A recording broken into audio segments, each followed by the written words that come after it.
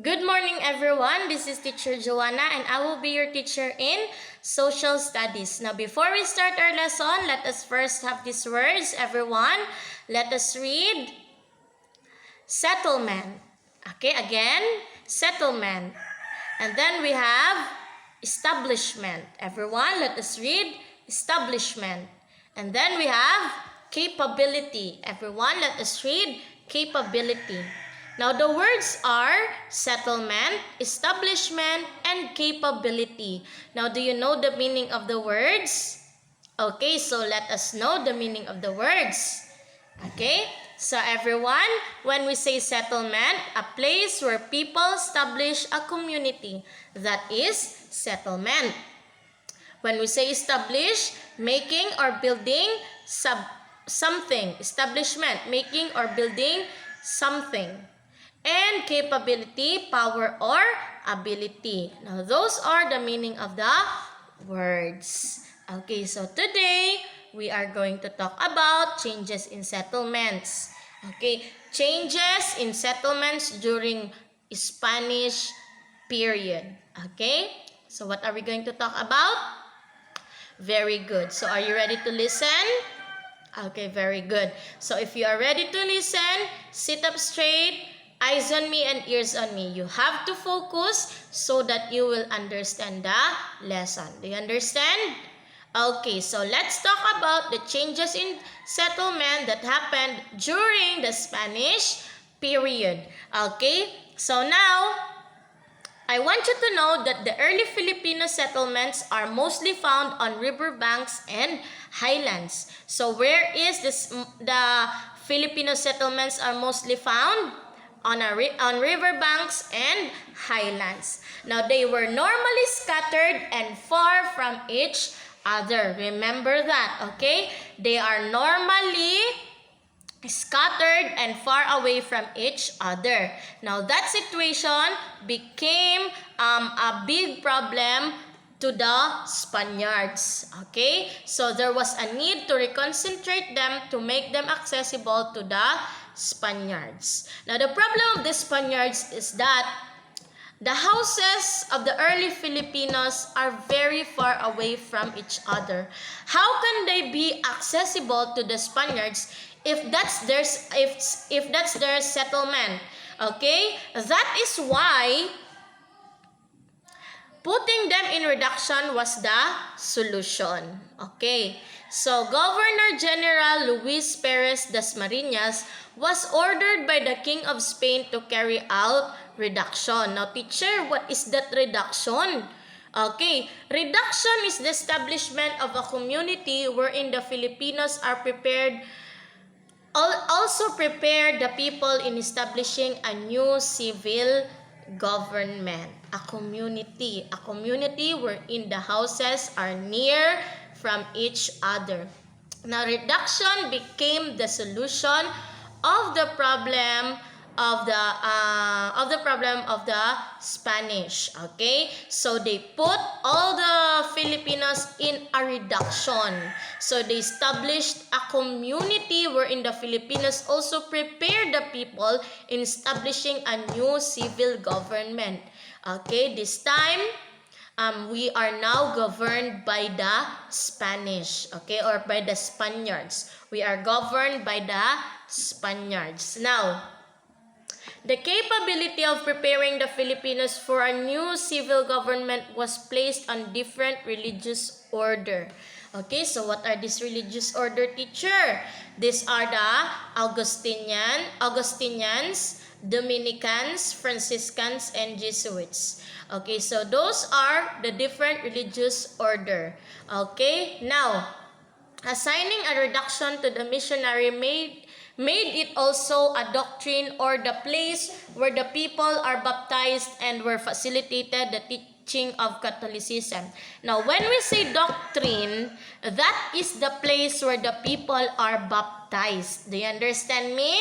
The place where the people is baptized is called doctrine. Now, the missionaries are the one who are baptizing the Filipinos. Okay? So, this required the missionaries to live with the natives in the doctrines, okay, and build a convent beside the church, which became the community center. Now, in Reduccion, okay, in Reduccion, the church is in the center of the community. Now, beside the church, the missionaries built convents for them to be able to live with the natives. Do you understand me?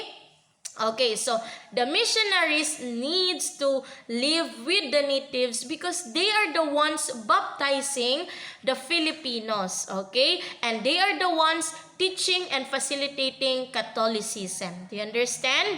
So they call it the place wherein the people are baptized and facilitated Catholicism is called doctrine. Do you understand? Okay, very good. Now, that is a picture of a reduction or a community during the Spanish period. As you can see, the houses are now near from each other. Okay, and there is a church at the center of the community. Do you understand? Okay, now, the natives were invited to build their houses around the church. Who are the natives? The early Filipinos. Okay? So that is the church, and they invited the natives to build their houses around the church so that they will be accessible to the Spaniards. Do you understand? Okay, now the Spanish soldiers, however, were not allowed to live with the natives in the Reduccion. Okay, so if the missionaries lives with the natives, there is one exception. Okay, these are the soldiers. The soldiers are not allowed to live with the natives because they caused harm to the Filipino residents. That is why they are not allowed to live with the natives. Okay? Except for the clergy. Okay? Except for the clergy, no other Spaniard stayed with the natives. Okay? So, in a reduction, the people in a reduction are the Filipinos, and then we have the missionaries, and then the clergy. No other Spaniards other than them. Do you understand? Soldiers are not allowed in the community because they are causing harm to the Filipino people. Do you understand me? Okay, very good. Now, there are types of houses during that period. Okay, the first one is Bahay Kubo. The very famous Bahay Kubo. The Bahay Kubo or Nipahat of Filipinos before the Spaniards came continued to be the house of the common tao or ordinary Filipinos. Now, here is a picture of a Bahay Kubo or Nipahat during back then. That is a picture of a Nipahat back then. Okay, as you can see, that type of house became or continued to be the house of common Filipinos or common ordinary Filipinos.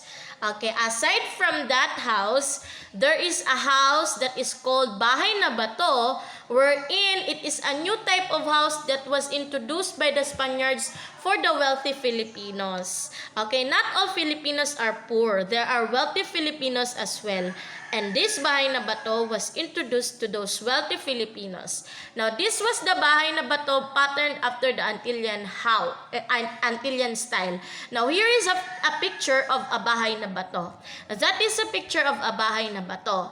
Now, the structure was a square or rectangular made of hardwood like nara, yakal, and mulave.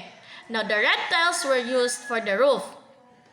There was an azotea in front of the house. There were rooms like comedor, cocina, and balconaje. The windows were made of capis, and underneath were small ventanillas. Now, that new house, that new type of house, was introduced to those wealthy Filipinos. Only wealthy Filipinos can afford that house, of course.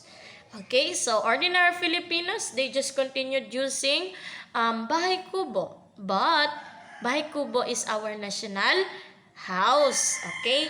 It gives us the Filipino vibe, and it represents our culture. Okay? It's our very own house. House of the early Filipinos, even before those colonizers came here in the Philippines. Do you understand? So what are the types of houses during the Spanish period? We have the Bahay Kubo and Bahay na Bato. Now, Bahay Kubo is for the ordinary Filipinos, and Bahay na Bato was introduced to those wealthy Filipinos. Now, when we say the reduction, what do we mean by that? Reduction is establishment of a community and preparing Filipinos or people to have a new civil government. Now, who are the people that are not allowed to be in reduction? Okay, to be with the natives. Very good, the soldiers. Who are the people that are allowed to be with the natives? The missionaries and the clergy. Okay, very good. So what was the solution of the Spanish? Okay, what was the solution to their problem? Reduction. Okay, very good. Now, I have here a question. What is reduction? Reduction is establishment of a community. Okay? Next, we have, what are the types of houses during Spanish period? So, what are the types of houses? We have two. Bahay Kubo for ordinary Filipinos and Bahay na Bato for wealthy Filipinos. Okay, so what did you learn today? Today we have learned about changes in settlement during Spanish period. Now, back then, the houses of Filipinos are far away from each other. And now, that became a problem to the Spanish because Filipinos must be accessible to Spaniards. That's why they carry out reduction, wherein reduction is establishment of community. So in a reduction, the center of reduction is the church, and the Spaniards invited the Filipinos or the natives to build their houses around the church so that they will be accessible to the Spaniards. Okay, so if you really did understand the lesson, let us proceed to your practice exercise wherein you're going to give the types of houses during the Spanish period. Okay, give me the types of houses during Spanish period. And your evaluation will be, give the meaning of reduction. You're going to give me the meaning of reduction. Now, don't forget to answer your practice exercise and your evaluation because I am going to check it. Do you understand? Okay, very good. And here is your assignment. Give one picture of reduction. Now, don't forget to do your assignment because I'm going to check it as well. Do you understand? Okay, so thank you for listening. See you in the next video. Bye-bye.